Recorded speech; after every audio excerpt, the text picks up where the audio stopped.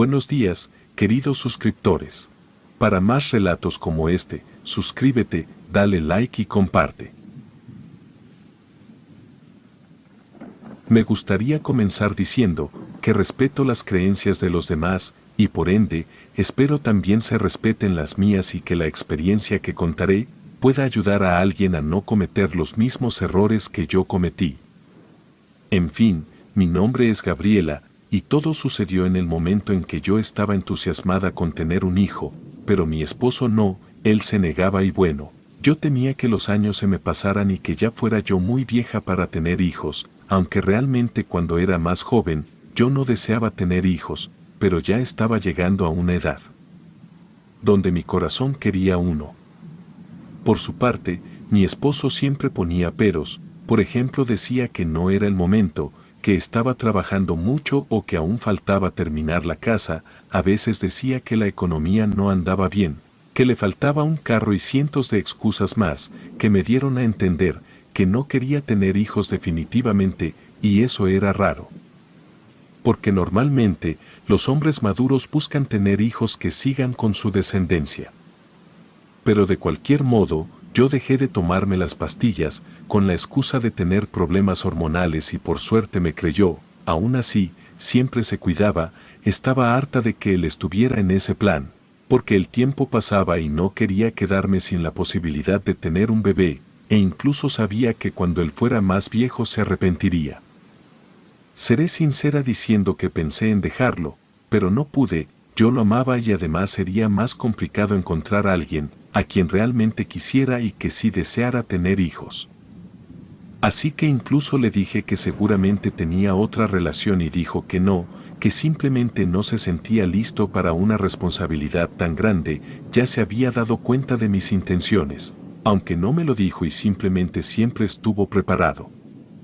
Me resigné a que con él nunca tendría hijos, aunque me decía que más adelante, pero yo tenía la sensación de que ese día nunca llegaría y esa situación apagó algo en mí. Todo se volvió gris en ese momento y acepté mi derrota. Mi esposo me preguntaba que si estaba bien y que por favor le dijera qué me pasaba, pero él en el fondo sabía la razón. Fueron unos cuantos meses en los que viví en automático, levantarme para ir a trabajar, regresar, hacer las cosas en la casa, comer y dormir, no había significado alguno en aquel silencio del hogar. Mi mejor amiga notó que estaba mal, trató de ayudar, pero yo no me dejaba, aquel martirio de ser madre lo tenía bien reservado para mí. Tras la insistencia de ella por saber qué tenía, terminé contando todo e incluso me puse a llorar. Mi amiga, sin decir una sola palabra, me escuchó con paciencia, me ahogaba en mis propias lágrimas, sentía impotencia porque de verdad quería tener un hijo a toda costa, bueno, quería tener varios hijos, pero no podía cambiar de esposo solo por ese deseo. Llegué a considerar la idea de tener un bebé de alguna otra persona y responsabilizar a mi esposo, pero si él no quería tener hijos no podía obligarlo, y tampoco estaba dispuesta a que mi hijo tuviera un padre que no lo amara. En ese momento, fue cuando mi amiga me recomendó recurrir a algo más grande y era algo que ella tenía bien escondido, era devota de la Santa Muerte, no llevaba mucho, solo 2 años, pero me hablaba maravillas de su vida y de cómo le estaba yendo tan bien luego de empezar a seguirla, me causó mucha impresión, los prejuicios predominaron en mí. Porque yo era católica, bueno, más bien mi familia y por ende yo también me consideraba así. Mi amiga me dijo que la Santa Muerte podría ayudarme con mis problemas y que podría ser más feliz que nunca si la seguía, y a pesar de mis prejuicios accedí a confiar en ella, pensando que todo iba a salir bien.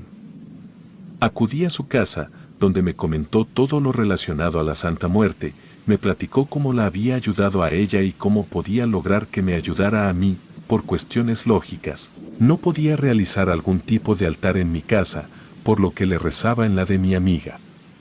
Compré una estatuilla y la dejé ahí, cada cierto tiempo le hacía ofrendas.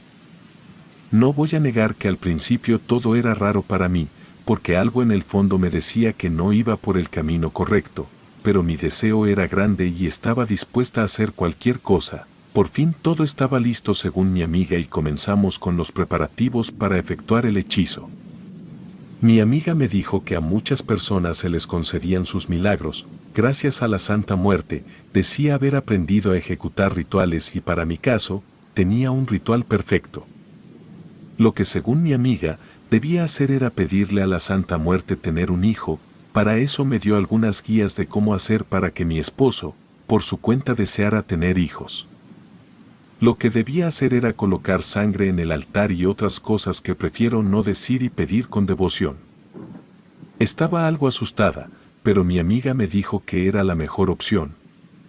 Obviamente todo iba a realizarse en casa de mi amiga y pasé la tarde ahí, con algo de asco, logré apartar esa sangre en un pequeño recipiente de vidrio, me provocó una gran vergüenza hacer algo tan asqueroso, pero el entusiasmo de mi amiga y mi deseo por tener un hijo pudieron más, preparamos el altar. Encendimos unas velas y también dejamos ofrendas, coloqué la pequeña muestra frente a la estatuilla, pero la torpeza me hizo derramar algo de líquido sobre la imagen de la Santa Muerte. Fue una doble sensación, inolvidable, sentía asco y miedo, mi amiga me dijo que no entrara en pánico, que todo estaría bien, le restó importancia al accidente, pero yo sentía como si de verdad hubiera sido una gran falta de respeto.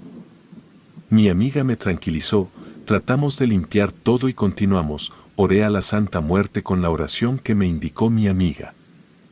Desde antes de comenzar, le pedí un hijo urgente, que mi esposo aceptara darme un hijo y lo amara, comencé a llorar mientras lo pedía. Era lo que más deseaba desde el fondo de mi corazón y en un momento la angustia se me hizo tan grande que me faltaba el aire, experimenté ciertos espasmos en mi garganta como si se me cerrara.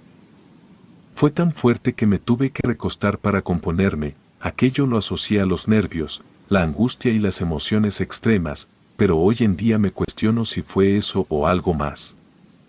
Tras llegar a casa, me sentía realmente agotada, como si algo hubiera robado toda mi energía, traté de realizar las tareas del hogar, pero al caminar, las rodillas me temblaban, me preparé un té y me fui a dormir una siesta.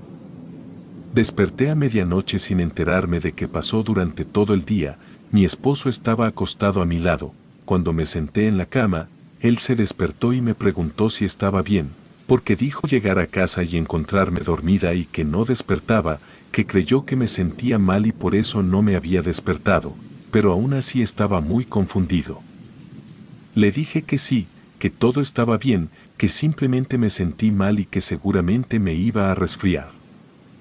En los días siguientes todo se volvió muy duro, mi cuerpo me pesaba, tenía sueño casi todo el día, comía el doble, pero aún así no engordaba, al contrario me di cuenta por mis prendas que estaba bajando de peso. Hablé con mi amiga sobre eso, cuestionando si no se debía al rezo que realizamos, ella me decía que no. Que seguramente eran los nervios por la situación que estaba atravesando, me pidió que me relajara y que continuara con mi vida, que todo saldría bien. Con el paso del tiempo, noté el cambio de ánimo en mi esposo, actuaba de una manera muy serena e incluso se conectó más conmigo. No se me despegaba en todo el día, me abrazaba en cada oportunidad que tenía. Era como si estuviera más enamorado, más conectado emocionalmente conmigo. Una noche, me abrazó antes de dormir y me pidió que estuviéramos juntos. Algo muy raro fue que aquella vez no quiso cuidarse. Sinceramente sentí algo de culpa, porque era solo yo la que quería quedar embarazada, pero no de una manera forzada, así que se lo dije y respondió que estaba todo bien. Se me escaparon las lágrimas de la emoción al entender que lo había aceptado, dijo que el tiempo pasaba y que ya era hora de comenzar una familia, que no podía esperar para ver la casa llena de niños jugando y contagiando de alegría a nuestro hogar. Pero eso no sirvió, de hecho lo intentamos varias veces, pero no quedaba embarazada, pensé que había un problema con mi cuerpo, acudí al médico y me realicé todos los análisis, todo indicaba que no había ningún problema, entonces entendimos que el problema era mi esposo. Él se realizó estudios, pero tampoco tenía nada malo, ambos éramos fértiles. Así que seguimos intentando, pero pasaba el tiempo y nada de nada, mi amiga no sabía cómo explicarlo, me daba fe de que todo debía salir bien, me pedía que tuviera paciencia, Pero yo no dejaba de pensar en cómo hice el pedido, usar esa sangre y el incidente me causaba mucho temor. Traté de hacerle entender a mi amiga que algo andaba mal, pero solo logré ofenderla al punto de tener una fuerte discusión con ella. Esa fue la última vez que la vi. Días después, mi amiga falleció en un accidente de tránsito. Estaba por cruzar la calle cuando un carro sufrió una extraña avería y se desvió hacia ella y la mató en el acto. Sufrí mucho por su muerte, pero aún más por cómo fue. Solo me quedaba pensar en que su devoción a la Santa Muerte había sido de manera errónea. Recordaba una y otra vez lo que pasó ese día que hicimos el ritual, no podía sacarlo de mi mente al relacionar todo lo malo que me sucedía. Cada día que pasaba me sentía peor, comencé a perder el cabello más de lo normal, las uñas se me quebraban y siempre estaba cansada. Me hice estudios creyendo que tenía anemia o algo por el estilo. Pero no encontraba nada que lo pudiera estar causando. Ya no estaba tan segura de quedar embarazada, temiendo por mi salud, pero en ese momento era mi esposo quien estaba ansioso. Luego de que llegó la fecha de fertilidad, algo extraño pasó con mi periodo. La pérdida de sangre era demasiada. Por momentos, tenía que quedarme sentada en el baño y liberaba un olor a putrefacción indescriptible. Tenía mucho miedo, pero no podía contarle a mi esposo la verdad o por lo menos lo que creía que me estaba pasando. Una noche, sucedió algo que me dio muchísimo miedo y es que vi a mi amiga en los pies de la cama, estaba parada frente a mí, observándome con sus ojos completamente blancos, como si estuviera ciega o algo así. Quería moverme y no podía, mi cuerpo no reaccionaba, traté de hablar, pero algo presionaba mi garganta. No sé si fueron 2 minutos o media hora, sé que el momento se sintió eterno, ella estaba ahí como un alma en pena, sin saber expresarse, no me di cuenta cuando desperté, simplemente estaba sentada en la cama y ya era de día, no recordaba haberme levantado y hubo una especie de amnesia entre que me desperté y me senté en la cama. Todo ese día me sentí pesada, como si tuviera algo cargando encima de los hombros. En un momento, de la nada, salí corriendo al baño a vomitar y mi esposo creyó que era porque finalmente estaba embarazada. Aún no puedo olvidar su expresión de alegría. Me insistía en que me hiciera una prueba, parecía un niño con juguete nuevo, increíblemente. Al realizarme la prueba de embarazo, dio positivo. Mi esposo festejó de alegría, yo estaba traumada, se dio cuenta de mi estado, le arruiné la felicidad y lo vi en su cara, me dijo que pensaba que yo estaría feliz, que era lo que tanto quería y tenía razón, deseaba estar embarazada, aunque con todas las cosas que pasaron. Solo podía esperar una desgracia. Mi esposo me hablaba y me hablaba, pero yo estaba bloqueada, me tomó del rostro mientras repetía mi nombre una y otra vez, pero lo comencé a escuchar como en eco. La visión se me movió y fue cuando sentí que estaba en el suelo, sentí como mi esposo me levantó y me llevó hasta la cama, escuchaba que me hablaba, pero su voz se oía muy lejos. Veía todo realmente borroso, mi esposo era una mancha apenas, pero a ella la vi nítidamente, mi amiga estaba frente a mí. La observaba como si estuviera viva, aunque su expresión era de llanto, las palabras de mi esposo seguían siendo difuminadas y de lejos, pero lo poco que me decía mi amiga se escuchaba nítido, me pedía perdón y me advertía que tuviera cuidado.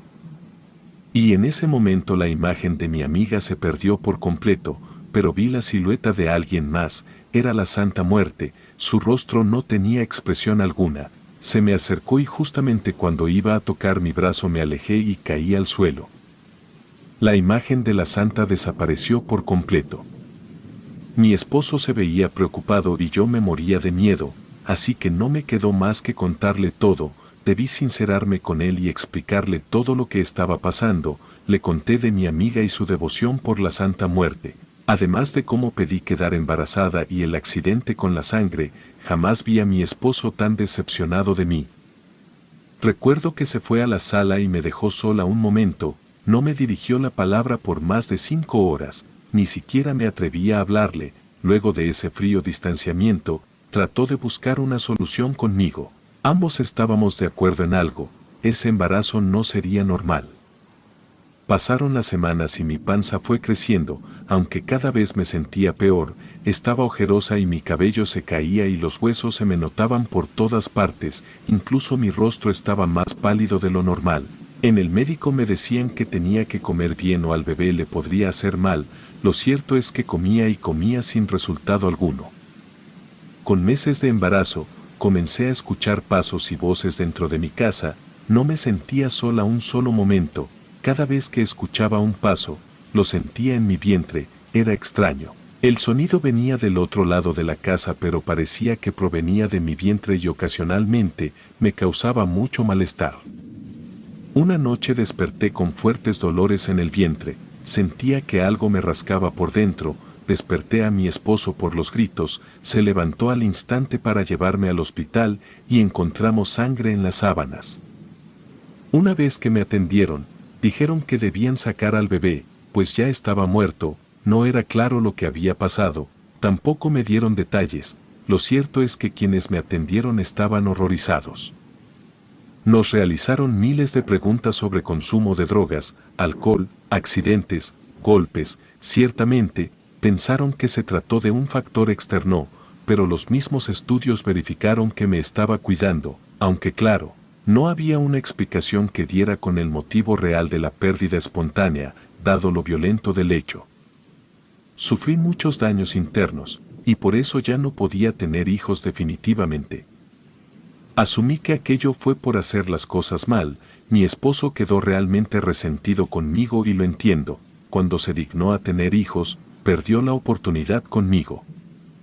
Luego de que me dieran el alta, los días se volvieron cada vez más negros en mi hogar, mi esposo casi no me dirigía la palabra y algunas noches no llegaba a dormir, yo lo necesitaba conmigo, pero no me sentía con derecho a reclamarle nada, había actuado con fuerzas muy peligrosas y además a sus espaldas, en especial. ¿Por qué provoqué que deseara tener un hijo, afectándolo indirectamente? Tuve que acudir a la iglesia del pueblo para confesar mis pecados.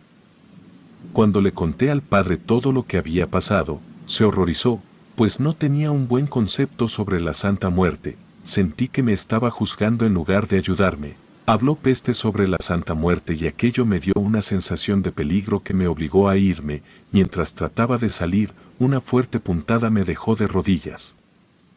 Era un dolor horrible, se sintió como una aguja atravesando mi piel, quemando las entrañas por dentro.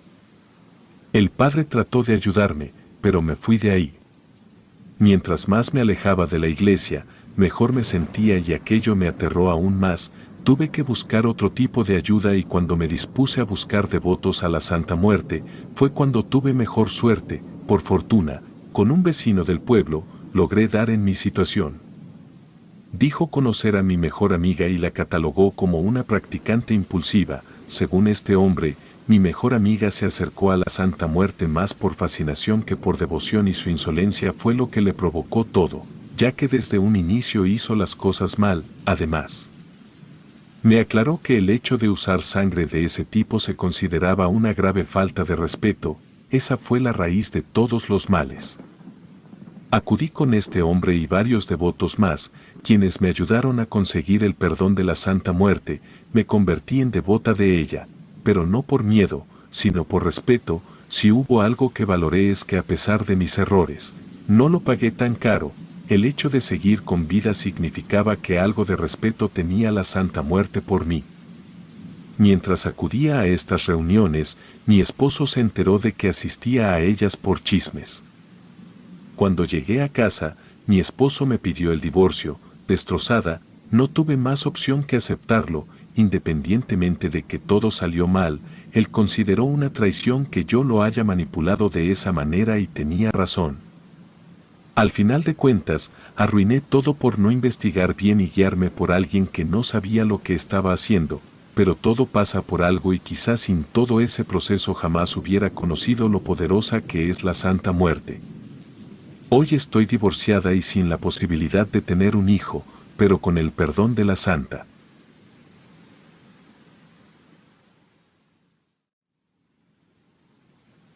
Lo que les voy a contar me ocurrió allá por el año 2008, en la ciudad de Bogotá. Yo era un funcionario público, recuerdo que estaba supervisando unos trabajos que se estaban llevando a cabo, excavaciones para ser preciso. Iba acompañado de un colega que acudía en representación de la persona que estaba financiando el proyecto y como podrán imaginarse, se trataba de alguien que no trabaja precisamente dentro de la ley. Nos recibió el arquitecto del lugar, llevaba un folder que contenía un informe detallado sobre el avance, incluyendo una hoja que solicitaba un incremento del 10% en el presupuesto. El motivo del incremento era que debido a las excavaciones se había encontrado una fosa común que contenía más de 100 cadáveres, y el dinero adicional solicitado iba a ser utilizado para la extracción y destrucción de todos los cuerpos. Para que entendiéramos exactamente de qué nos estaba hablando, nos llevó hasta la fosa. Era una vista espantosa, pues a muchos de los cuerpos les faltaba una o más extremidades.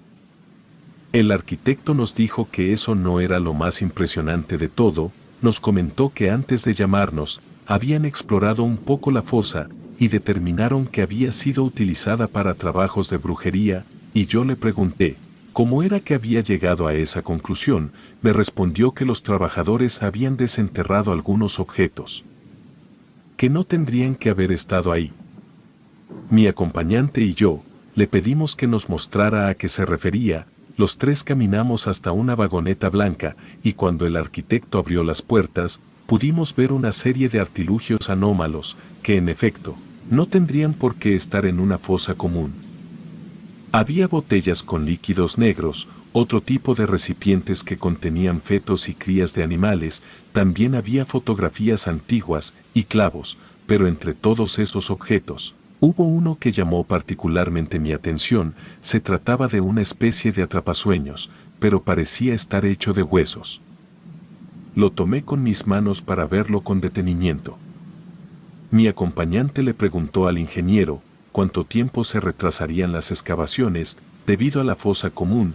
El ingeniero le respondió que si autorizaban el incremento, podrían continuar en 3 días. De lo contrario, hacer la extracción y destrucción de cuerpos sin la maquinaria necesaria retrasaría la obra por lo menos un mes.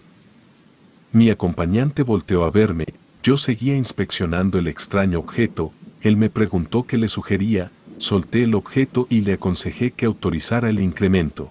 Me respondió que a su jefe no le iba a gustar la idea, entonces le sugerí que lo pusiera de su propio dinero, a menos que quisiera ir con su jefe y decirle que la obra se retrasaría un mes.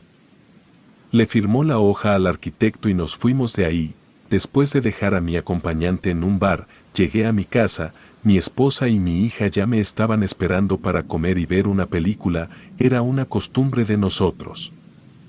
Todos los días me esperaban. El trato era que si mi hija decidía la comida, yo elegía la película y viceversa. A mi mujer no le importaba decidir ni una cosa ni la otra. Lo único que a ella le interesaba era que pasáramos tiempo juntos como familia, porque ella tenía cáncer y el doctor le había dicho que como mucho le quedaban 5 meses antes de necesitar quimioterapia. Habíamos decidido que mientras pasaban esos 5 meses, no le diríamos nada a nuestra hija. Esa noche sucedió algo raro en mi casa, se escuchó un ruido, sonaba como si fueran campanillas, de esas que se les ponen a los perros en sus collares. Nosotros no teníamos mascotas, y yo estaba completamente seguro de que en toda la casa no había ni una sola campanilla que pudiera estar haciendo ese ruido. Ese sonido me estuvo despertando durante 5 madrugadas. En la 6ª ocasión, justo después de que se escuchara el sonido, la radio se encendió sola.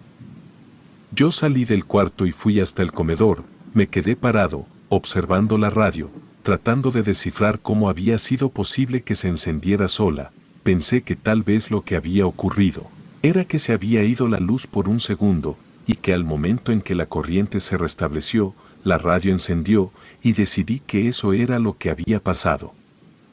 Apagué el aparato y volví a dormir. La noche siguiente ocurrió lo mismo, sonaron las campanillas y luego la radio se encendió.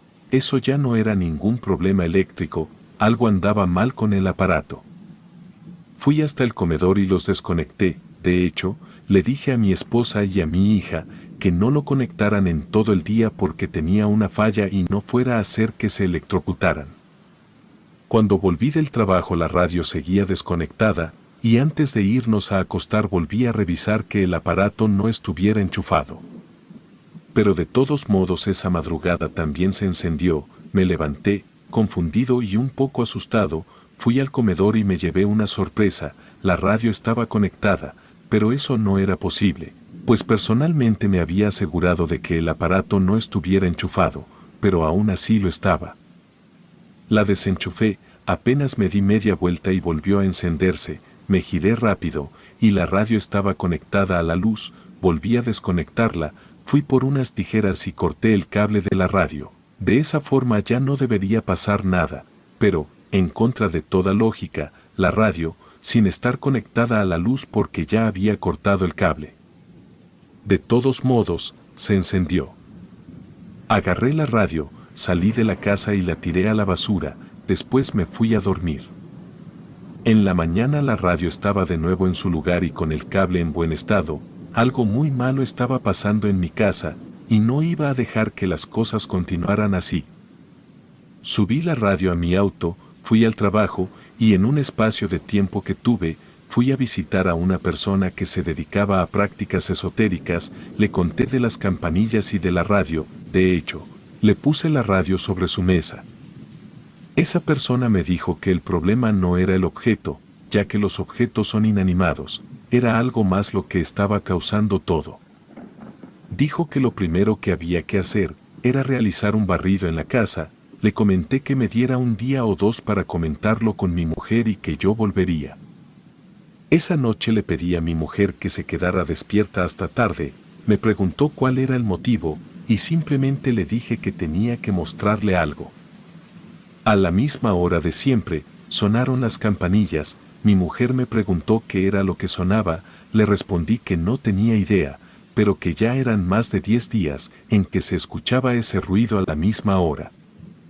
Le comenté que eso no era lo único que pasaba, salimos de la casa, se podía escuchar la radio encendida, le dije a mi esposa que yo tenía el aparato dentro de mi auto, que ahí no era posible enchufar la radio y por lo tanto no debería encenderse, pero aún así estaba encendida.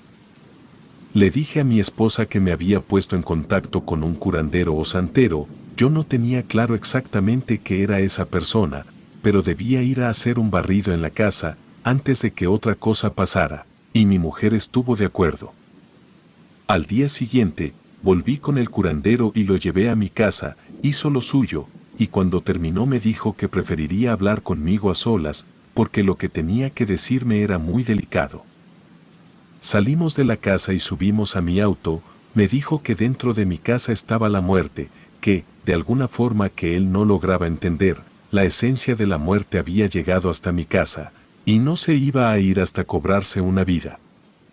Le pregunté si había algo que se pudiera hacer, me respondió que teníamos que averiguar cómo era que la muerte había entrado en mi hogar, de lo contrario, era cuestión de semanas para que alguien muriera. Le comenté a la persona que yo trabajaba con alguien que se dedicaba a cosas ilegales y que seguramente había matado a más de uno, él me dijo que eso no tenía nada que ver y que mejor me pusiera a hacer memoria, porque yo y mi familia estábamos en grave peligro. Después lo llevé hasta su local y quedé en volver en cuanto tuviera alguna pista. Pasaron 10 días, yo no tenía nada aún, pero de todos modos fui con esa persona, le pregunté si en verdad no había absolutamente nada que se pudiera hacer al respecto, vio mi desesperación y me dijo que si había una cosa, pero que no era nada sencillo, además de que no me garantizaba que iba a funcionar. Yo saqué un fajo con 20 millones de pesos colombianos, que en aquel entonces eran como $10,000 aproximadamente. El santero me dijo que no se trataba de dinero, y que de ninguna forma iba a aceptar tanta plata, por algo que ni siquiera sabía si en realidad me iba a servir. Aceptó intentarlo, pero bajo la condición de que independientemente de si funcionaba o no, yo debía donar esos $10,000 a la caridad y acepté el trato. Agarró todo lo que necesitaba, llevaba mechones de cabello, un muñeco de tela, 2 figuras que parecían demonios, huesos, velas, una cruz y un libro de tapa color arena con un pentagrama invertido en color negro. Llegamos a mi casa, le di dinero a mi esposa para que llevara a la niña a comer algo, en lo que esa persona hacía lo suyo. Acomodó todo, pero antes de que iniciara el ritual, el ventilador de techo se desprendió y le cayó encima. El curandero se levantó rápido, me dijo que la muerte estaba furiosa, que no lo iba a dejar hacer el ritual, que lo mejor era que saliéramos de ahí, antes de que algo peor pasara. Salimos, llamé a mi esposa y le dije que mejor tomara un taxi y se fuera a pasar la noche en casa de su madre. El santero me dijo que fuéramos a un panteón que estaba ubicado en el norte de la ciudad, que intentaríamos algo más, y en el trayecto me explicó que no estar en la casa no nos libraba de la muerte, porque dentro de nuestra casa estaban todas nuestras cosas y que cada persona tiene un vínculo emocional con sus pertenencias, por lo tanto, la muerte podría atacarnos aunque no estuviéramos en la casa. Cuando llegamos al panteón, fuimos hasta un mausoleo. Entramos, en el interior había un altar bastante extraño y al centro del altar estaba una silla con muchas ornamentas intimidantes. El curandero me dijo que me sentara ahí y que la silla haría su trabajo, pero que por cada segundo que yo estuviera sentado, mi vida se iría reduciendo un día. Le pregunté para qué debía sentarme en la silla. Yo necesitaba saber cuál era la finalidad, ya que sería mi vida la que se estaría recortando. Me explicó que esa silla le había pertenecido a María Concepción Ladino. En aquel entonces ella estaba cumpliendo una condena de 40 años, por el asesinato de 6 personas. A sus víctimas las había matado, mientras realizaba rituales en los que invocaba a diferentes espíritus del bajo astral, y esa mujer había sido una bruja, por lo tanto, la silla tenía una fuerte conexión con la muerte. Me ayudaría a ver cuál había sido la causa de que la muerte se enraizara en mi casa. Me senté, no tengo palabras para explicar lo que experimenté estando en esa silla, fue como si un portal a otra dimensión me absorbiera y me llevara de paseo. Afortunadamente logré ver qué era lo que había pasado. Se trataba de aquel misterioso objeto hecho de huesos, que parecía ser un atrapasueños, el que había agarrado cuando visité el progreso de las excavaciones. Me levanté de la silla, estaba aturdido y mareado, sentía mucho asco y tenía ganas de vomitar, traté de evitarlo pero no pude. Cuando me recompuse le dije a la persona de qué se trataba, él me sugirió que encontrara ese objeto y se lo llevara lo más pronto posible. Me ofrecía llevarlo de vuelta a su local, pero me dijo que no, que ahí podía dejarlo, que de todas formas tenía algunas cosas que hacer. Subí a mi auto y me fui a toda velocidad hacia la obra. Cuando llegué ya no había nadie, la jornada laboral había terminado. Me puse en contacto con el representante del financiador de la obra, y le dije que necesitaba ver al arquitecto y que era urgente. Me dio su dirección y yo fui hasta su casa, ahí estaba. Le pregunté por los objetos que habían desenterrado de la fosa común, me respondió que ya no los tenía, que habían destruido todo junto con los cadáveres. La presión se me bajó en ese momento, había perdido la única oportunidad que tenía para salvar a mi familia. El arquitecto le preguntó qué estaba pasando, no le dije nada, solo subí a mi auto y arranqué sin tener ni la más mínima idea de qué iba a hacer. Conduje hasta un lugar que siempre frecuentaba el alcalde, él me debía un gran favor y le dije que estaba ahí para cobrarlo. Me preguntó qué necesitaba, yo le respondí que necesitaba acceso a la cárcel El Buen Pastor, que es el reclusorio de mujeres que está en Bogotá. El alcalde quería saber para qué quería acceso al centro penitenciario. Le dije que necesitaba reunirme con María Concepción Ladino y que él iba a tener que hacer algo por la presa, si la información que me daba resultaba útil. El alcalde se quedó pensativo y me dijo que haría algunas llamadas, cobraría un favor y me daría acceso la siguiente semana.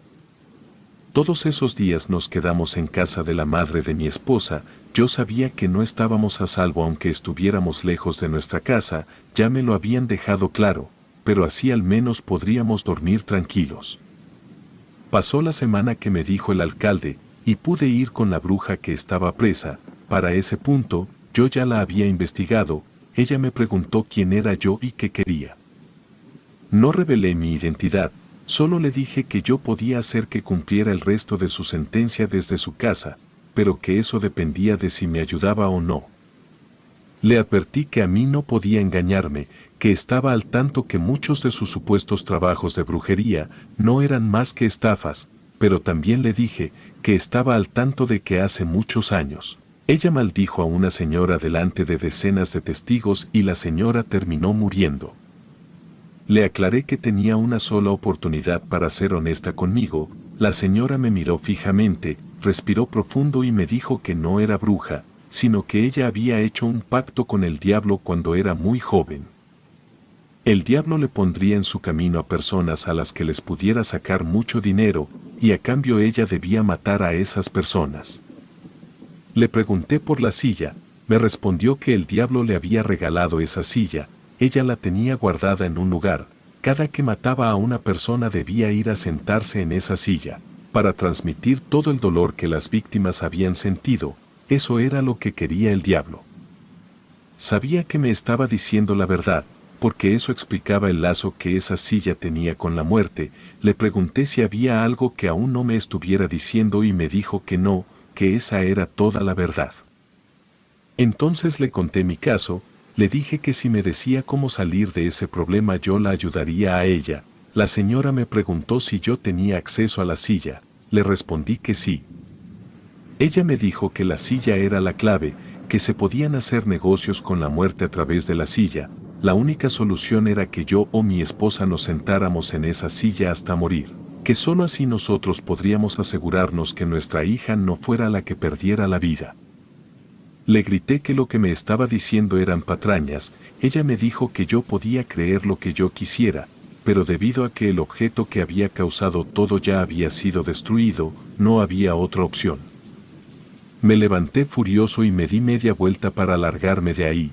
Cuando ya había dado varios pasos, la señora me gritó que estaría esperando a que yo cumpliera con la parte del trato, que no era buena idea engañar a alguien que tenía un pacto con el diablo.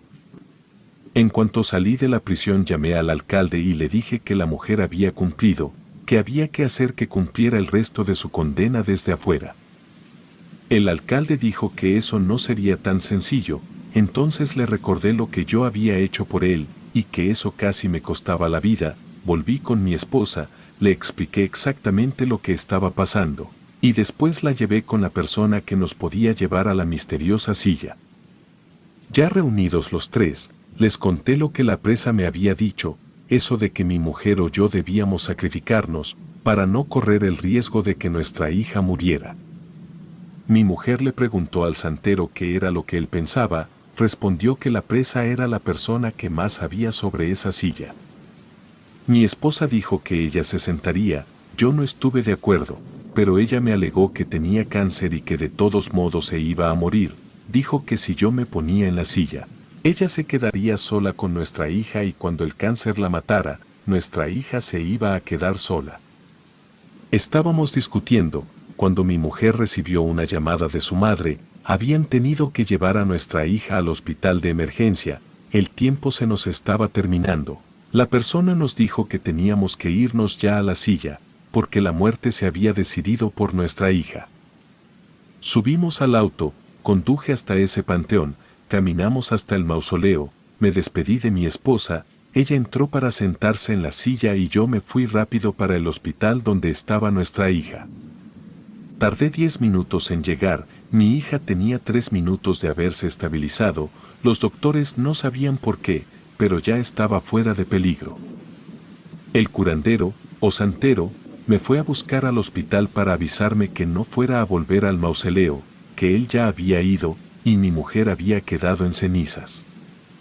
No supe cómo reaccionar, y me entregó una urna y me dijo que ahí estaba mi esposa, también me dijo que no me sintiera culpable. Después de todo, mi mujer había muerto, sabiendo que había salvado la vida de nuestra hija.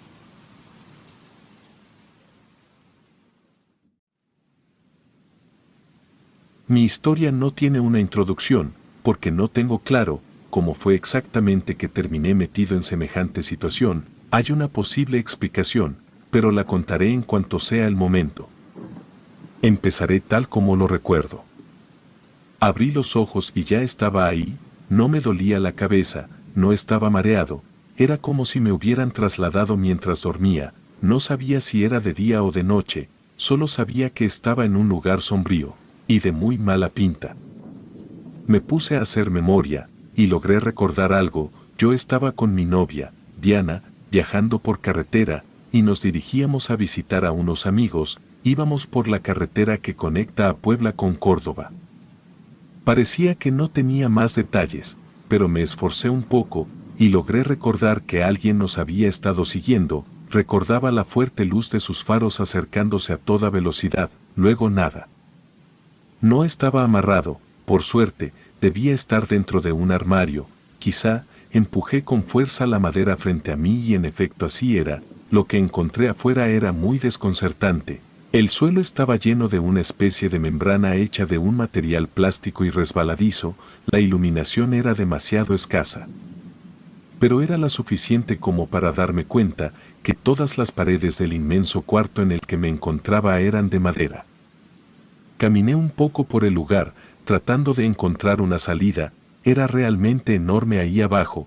Cuando me acerqué a una de las paredes, me di cuenta que de entre las maderas se colaba un poco de tierra, entonces entendí que seguramente debía encontrarme bajo tierra, en un sótano posiblemente.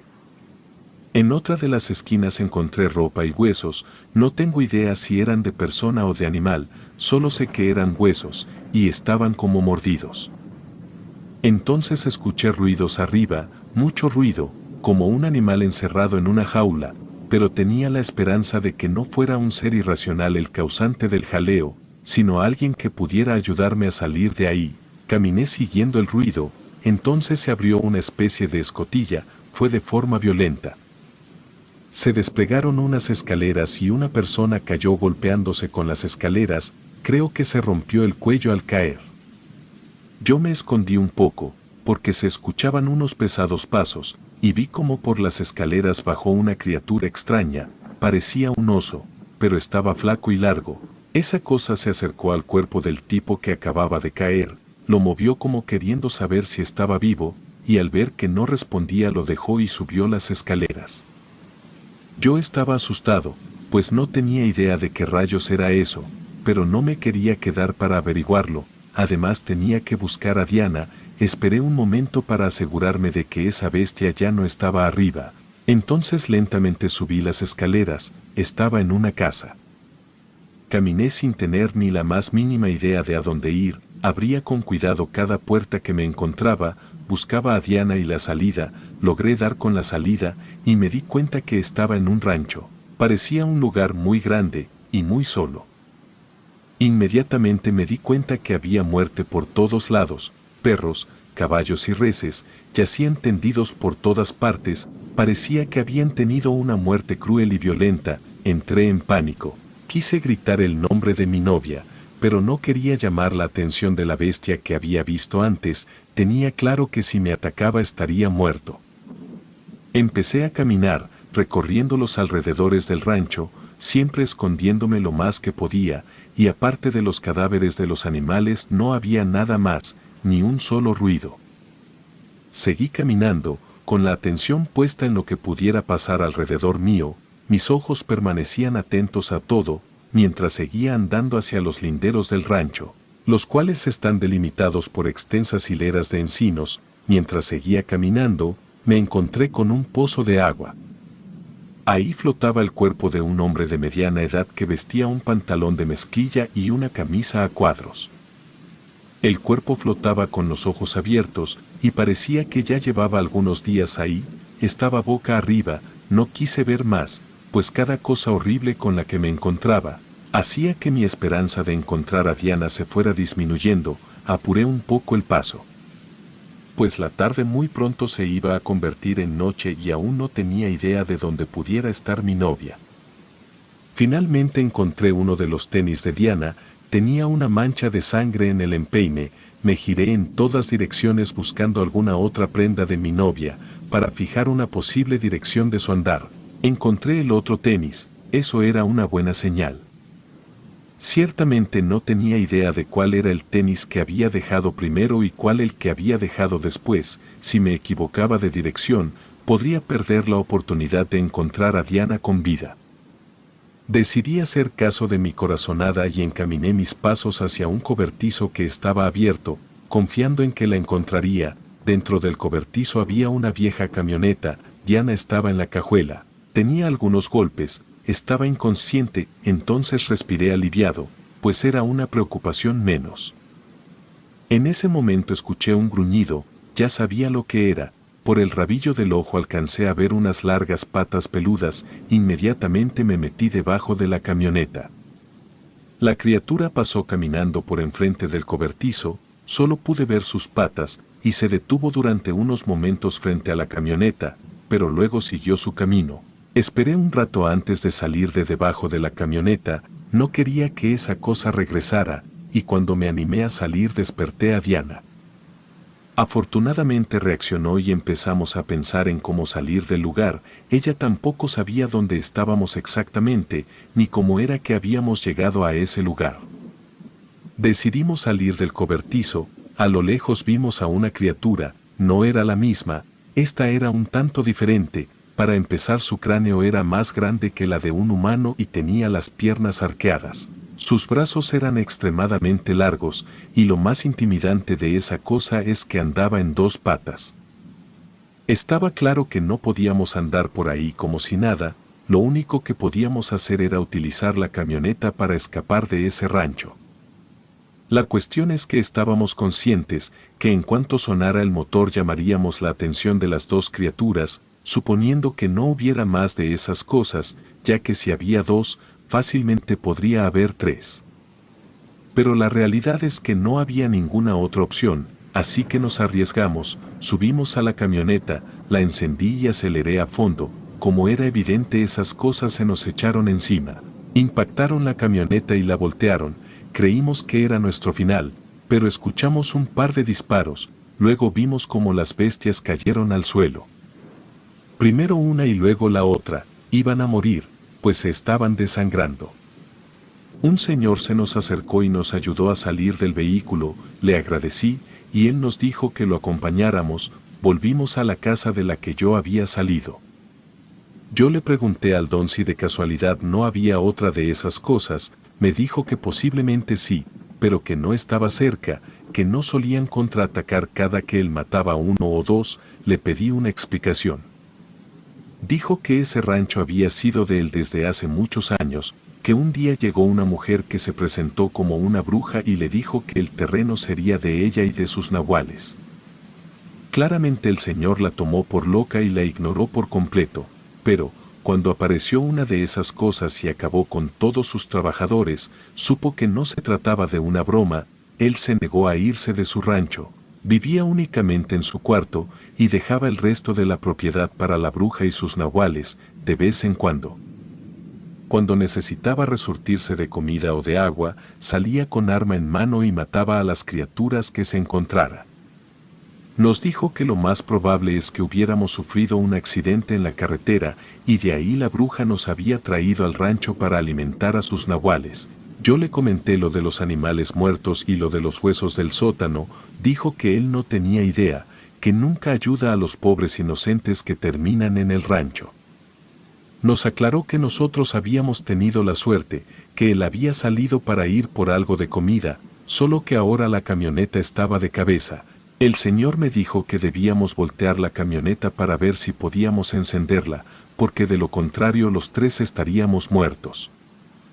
Se escuchó un fuerte ruido afuera. El señor tomó su arma y salió. Nos dijo que nos quedáramos adentro. Yo me asomé por la ventana, y afuera estaba un perro enorme, muy furioso. Lo sé porque tenía todo el pelaje erizado. La criatura rugió y cargó contra el don. Él simplemente le apuntó y le soltó 2 tiros. Las balas atravesaron el pecho del nahual, matándolo al instante.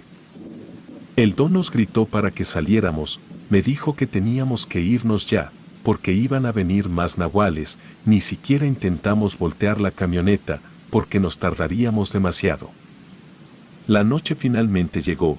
Nosotros tres estuvimos caminando por un tortuoso camino rocoso y polvoriento. afortunadamente no fuimos molestados por ningún nahual. Tras muchas horas logramos llegar hasta la orilla de la carretera, y una buena persona aceptó darnos un aventón y nos dejó en la ciudad. El señor dijo que iba a volver a su rancho, pero no tengo idea si en realidad lo hizo.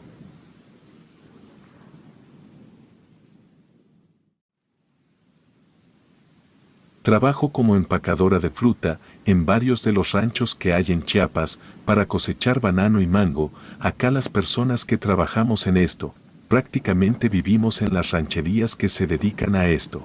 Pasamos de una a otra dependiendo de lo que necesitemos o nos quedamos en una donde tenemos algún puesto que nos permite estar estables para poder cuidar a nuestras familias. Trabajamos 12 horas o más al lado de otros miembros de la familia, si no es que todos trabajamos aquí. Por eso hay familias enteras que por varias generaciones se dedican a sembrar, cosechar y empaquetar. Es normal que toda nuestra vida sea alrededor de lo que hacemos. Aquí, entre los trabajadores, se cuentan muchas historias de cosas que se han visto en los campos, de demonios rondando con piel de animal entre los plantíos, también de los duendes que gustan de jugar en las hamacas vacías, que están cercanas a los plantíos. Nosotros vivimos de la tierra y rendimos homenaje a las criaturas que viven ahí. Procuramos mantener la armonía con nuestros ancestros para mantenernos bien, alejados de esas cosas, porque uno nunca sabe cuándo puede llegar la desgracia. Cuando era niña, comencé a ayudar en el negocio empaquetando. Estaba ahí con mi mamá y mi abuela, mientras los hombres ayudaban en las plantaciones. Era normal ver en esa época a niños ahí con su mamá, así que en el mismo lugar podía jugar un poco y los hijos de las otras familias también. Al final todos nos conocíamos y nos llevábamos bien. Cuando cumplí 8 años comenzó una especie de epidemia en las plantas, estaban enfermas y comenzaron a tener menos producción. En los ranchos una cantidad de problemas comenzaron a pasar. El más grave fue quedarnos sin comer por falta de trabajo. Varias personas comenzaron a irse, fueron a buscar mejor suerte en las ciudades, principalmente en la capital, aunque también terminaron muchos trabajando en los campos de Estados Unidos. Fuimos menos personas las que nos encontrábamos en los pueblos al lado de los ranchos.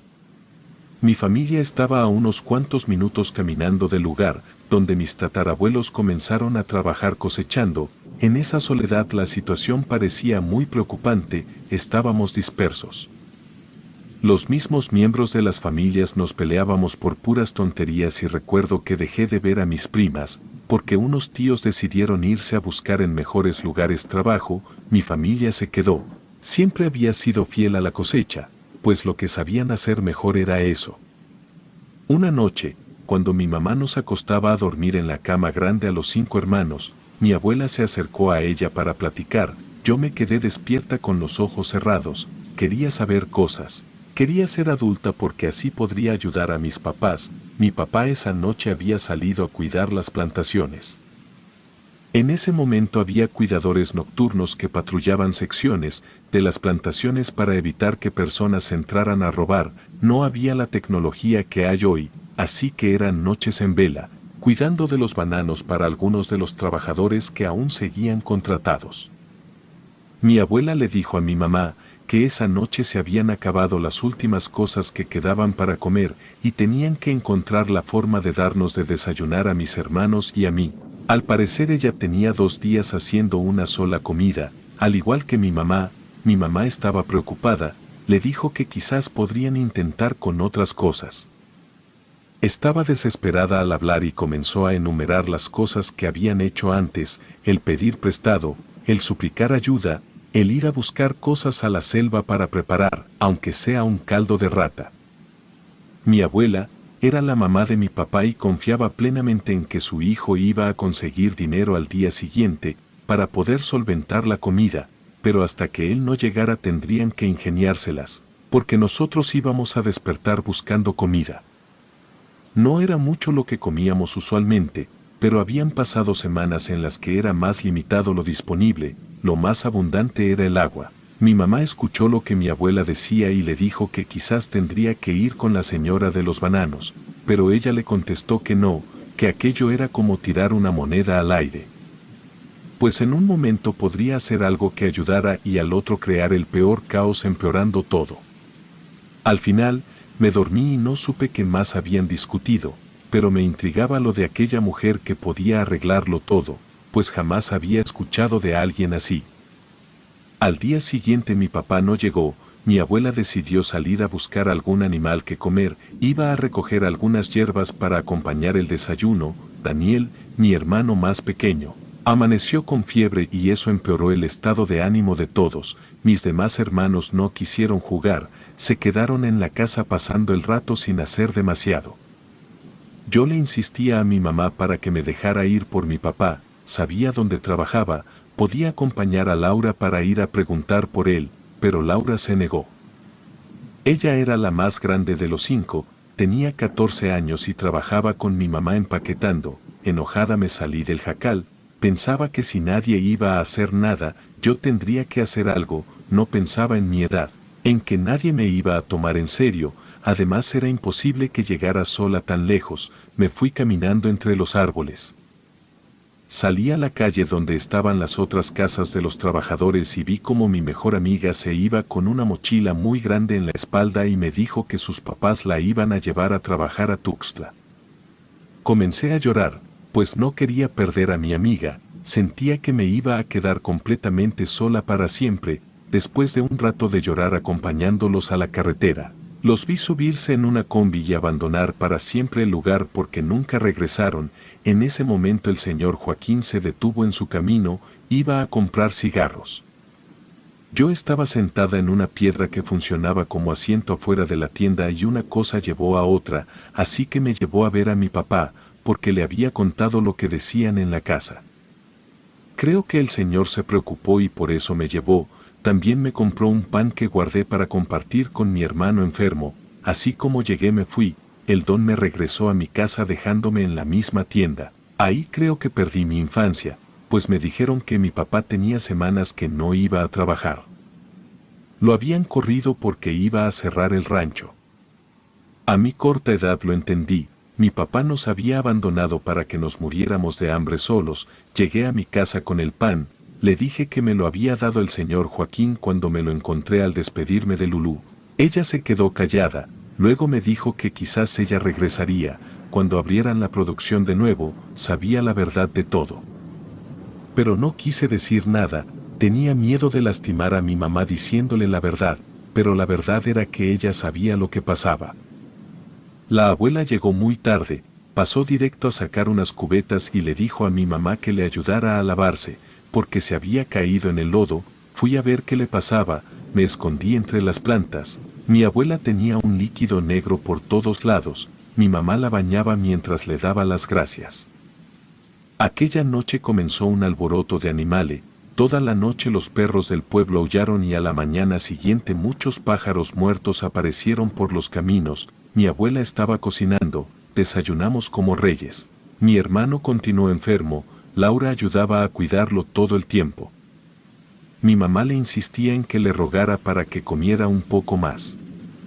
Salí a jugar en la tierra, estaba contenta por comer, hacía mucho tiempo que no me sentía tan bien, aunque me doliera la panza. Jugando en la parte trasera de la casa, vi unas figuras raras moverse entre la maleza, me quedé agachada. Escuché que hacían sonar la hierba como si la acariciaran y me dio más curiosidad. Me acerqué despacio, no sentía miedo a pesar de que se veían raro, no eran como animales. Poco a poco fui dándome cuenta que eran una especie de pequeñas personas llenas de pelo. Cuando me acerqué lo suficiente corrieron hasta que no pude verlos. Corrí con mi abuela, quería preguntarle qué había sido aquello. Ella estaba sentada en una silla, tomaba el fresco en la entrada, me recibió como siempre, muy tranquila, pero esta vez no sonreía. Me escuchó y luego me dijo que no los persiguiera más, porque esos seres eran espíritus de la selva, estaban buscando algo. No tenía que interferir con su búsqueda. Le pregunté cómo sabía de eso, pero ella me dijo que cuando fuera más grande me diría por qué. Pasaron 2 días, seguía viendo a aquellos seres alrededor de la casa, parecía que se habían quedado ahí, pero no entendía por qué. Si mi abuela decía que buscaban algo, a la 4ª noche Daniel mejoró. La alegría de todos se recuperó y nos fuimos a dormir todos juntos, felices. El calor era bastante para mantenerme despierta, me movía y movía de un lado a otro, pero sin encontrar un punto en el que me quedara cómoda. Yo creo que eso era parte de mi intuición avisándome algo, pues hasta la fecha hay inquietudes que parecen avisarme que algo va a pasar. Me paré a tomar agua, en eso vi que se movió la puerta. Había salido entre las sombras la cara de mi papá. Me hice hacia atrás y le grité a la abuela. Mi papá me dijo que me callara. Mi abuela salió del cuarto de atrás donde dormía ella con los niños y al verlo, con una voz que jamás había escuchado en ella, le dijo: «Ahí estás, te estuve buscando». Se me heló la sangre, pues desconocí a mi abuela y no supe a dónde correr. Tampoco quería ir al lado de mi papá. Entre la oscuridad alumbraba la luna llena, por eso pude ver que los ojos de él eran como los de un loco. Se veía viejo, sucio y olía mal. Supongo que mi madre escuchó algo, porque salió del cuarto. No dijo ni una sola palabra mientras mi papá le pedía perdón. Yo estaba parada al lado de una de las sillas aterrada, no sabía lo que estaba pasando. Mi abuela me miró, se veía rara, sus ojos parecían dos pozos muy oscuros, no reflejaban ni la luz de la luna. Con severidad me dijo que no me fuera a meter en su camino. Luego volteó a ver a mi papá. Él había sacado de algún lugar el machete con el que trabajaba. Sentí que iba a hacer algo malo, así que le grité que no hiciera nada. Mientras gritaba, lloraba, pues estaba aterrada, no entendía por qué estaba haciendo eso. Yo sabía que él se había ido, entendí que no iba a regresar, tampoco nos trajo comida, estaba buscando hacer algo malo. Con mi llanto desperté a los demás, los pequeños comenzaron a llorar. Laura salió corriendo a ver qué pasaba y se topó con el cuerpo de mi mamá cerrándole la salida del cuarto. Le dijo que se regresara a cuidar a los niños. Luego me dijo que me metiera al cuarto. Iba a hacerlo cuando mi papá se abalanzó sobre mí. Me jaló del cabello y me sacó de la casa arrastrando. Me arañé las piernas con las piedras. Escuché que mi mamá gritó, pero la única que salió fue mi abuela. La vi menos delgada, menos vieja y estaba molesta. Miraba a su hijo sin conocerlo, era más como algo que alguien. Mi papá me paró a su lado, luego me hincó amenazando que iba a hacer algo que no quería. Como pude, en medio del llanto, comencé a arañar sus manos, intenté escapar. Me enroscaba como serpiente en su mano hasta que logré liberarme y lo mordí para que me liberara y salí corriendo sin saber a dónde. Me metí entre los árboles, no importaba si terminaba en la selva. Ese hombre ya no era mi papá, él intentaba hacerme daño y tenía que escapar. Me adentré en la oscuridad guiada por la luz de la luna llena. Entre el verdor de las plantas vi a aquellos seres que vivían alrededor desde hacía día. Ellos se acercaban lento por donde yo había llegado corriendo. Me detuve a verlos, se dirigían a donde estaban gritándose mi papá y mi abuela. Aquellos seres bufaban como gatos, se movían rápido entre la naturaleza, contrario a mi instinto. Regresé por mis pasos para saber por qué ellos iban en aquella dirección. Intenté ir despacio, siempre ocultándome detrás de algunas hojas, troncos y cuanto tuviera enfrente para no ser vista. Mi papá estaba llorando cuando yo llegué, le pedía perdón a la abuela. Aquellos seres parecían estar alrededor de donde ellos discutían. Podía ver un poco sus brillantes ojos entre la oscuridad. Escondida apenas podía ver qué pasaba, pero entendía que peleaban. Mi abuela le decía que tenía que pagar lo que había hecho. Le dijo que ya estaba listo todo, no podría esta vez escapar de su deber. Los seres se revolvían entre la oscuridad y parecían estar disfrutando aquello. Escuché primero el ruido del machete, luego lo vi claro cuando reflejó la luna. Había intentado darle un golpe a mi abuela, ella no se había movido, no sé cómo pasó, pero no le dio a pesar de tenerla tan cerca. Un rugido se escuchó tan fuerte que hizo eco por todo el lugar, provocando que los perros cercanos comenzaran a aullar de nuevo. Temblé por dentro y me arrojé a la tierra a llorar. El aroma a hierro se olía muy cerca y fuerte. A lo lejos mi mamá gritaba mi nombre, pues estaba buscando. Yo no quería moverme, algo me decía que no tendría que salir o me podían ver. Mi abuela o la silueta de mi abuela se movió hacia su hijo. Vi que de un manazo tiró el machete y este cayó cerca de donde yo me escondía. Mi papá lloraba. Pedía perdón como jamás he escuchado pedirlo a ninguna persona.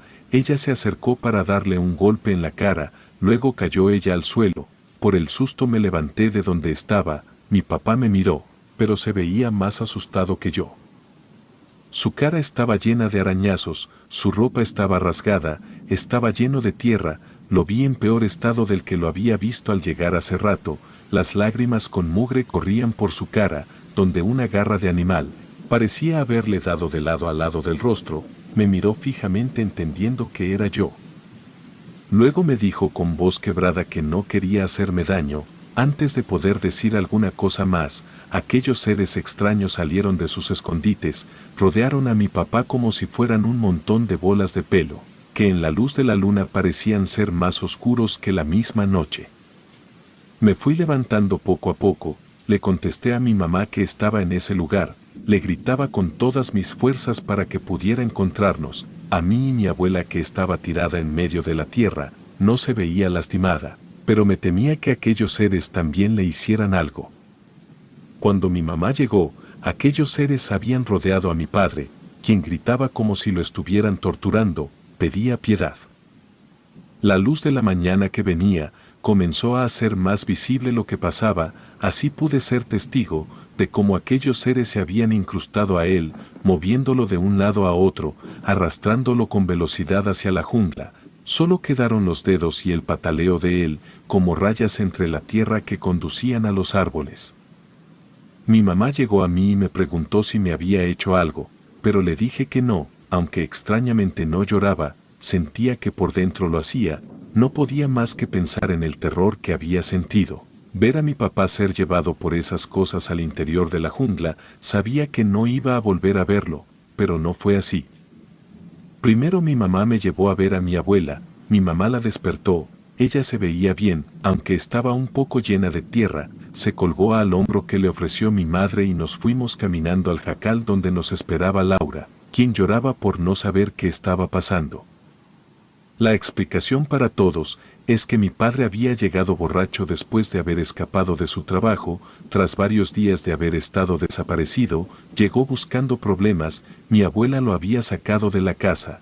Él había decidido irse y tras aquella pelea, ella se había sentido mal por lo que se desmayó. No hubo más verdad que esa. Porque no podíamos explicar lo que pasó, aquella visión casi infernal, la forma en que mi abuela parecía otra persona e incluso la captura de mi padre por aquellas entidades. Al día siguiente mi padre apareció entre los bananos. Dijeron que había sido atacado por algún animal. Parecía que había intentado escapar terminando en un lugar que conocía de memoria entre la oscuridad. Desgraciadamente nadie lo escuchó, porque ya no había nadie más trabajando ahí. Lo vi en el funeral, listo para irse para siempre. Me alegré de que se fuera, pues desde el día que lo encontraron sin vida, jamás volvimos a sufrir por hambre. Con los años recordé más y más fragmentos de esa noche, me llené de dudas y me puse a investigar sobre lo que vi. Encontré un poco de razón al conocer a una vieja partera que trabajaba en la zona. Ella me dijo que aquello pudieron ser espíritus del bosque, aquellos que guardan la selva. Poco a poco todo parecía tener un sentido más siniestro de lo que esperaba. Mi abuela había cometido un pecado horrible. Aquellos seres protectores solo pueden reclamar sangre que se les ofrece. Ella había dado a su hijo por el bien de su familia y de la prosperidad. Lo sé, porque conocí a la bruja de la plantación, una mujer escalofriante que vive en la zona más alta entre los ranchos, donde se realizan las grandes plantaciones. Ella vive oculta esperando a que lleguen a pedir favores, vive de cumplir terribles deseos, puede hacer cualquier cosa porque tiene el poder de la naturaleza y el diablo de su parte. Ella es conocida por todos los ancianos, pues en su momento ellos la expulsaron de la comunidad por comenzar a desaparecer animales de otras personas. Lo peor fue la desaparición de su propia hija. Se pensaba que ella había sacrificado a la pequeña para obtener el favor del siniestro. No sé bien qué pudo haber pasado, porque jamás iré directamente a contactar a la bruja, pero después de tantos años pensándolo y ahora que soy abuela, me doy cuenta de lo que pudo haber pasado. Creo que mi abuela pidió un trabajo a la bruja, uno de muerte, en el pidió que mi padre fuera sacrificado por el bien de todos nosotros. Ella aceptó con gusto aquella alma y la hizo realizar un ritual prohibido, uno que lleva sangre negra. Por eso unas noches antes de que los seres vinieran por mi papá, ella había llegado cubierta de ese líquido negro. El ritual había salido bien, el pago llegó después y para completarlo tenían que devorar partes del sacrificio. Tristemente para ese hombre insensible que era mi padre, todos ganaron tras su fin en esta tierra. Mi madre consiguió trabajo en otra planta, mi abuela se hizo cargo de nosotros muchos años, hasta su fallecimiento natural. Además, la plantación donde fue encontrado mi padre quedó maldita. Ahí no se pueden ni parar los animales, porque aparecen muertos de forma inexplicable. La gente dice que se puede ver a la bruja rondar el lugar. No se sabe por qué, pero ella está ahí, quizás torturando hasta el final de sus días el alma corrupta de un padre desalmado. Aunque no se sepa de qué lado está esa bruja, muchos le temen, otros van a buscar sus favores. Yo le agradezco porque en esta ocasión, creo que el mal se usó para hacer un mayor bien. No importa si me condeno ante Dios por pensar esto, a estas alturas de mi vida he entendido que casi nunca las cosas son lo que parecen y estoy bien con eso. Yo solo quiero seguir con esta vida hasta el final, siempre cuidando de los míos porque así debería de ser.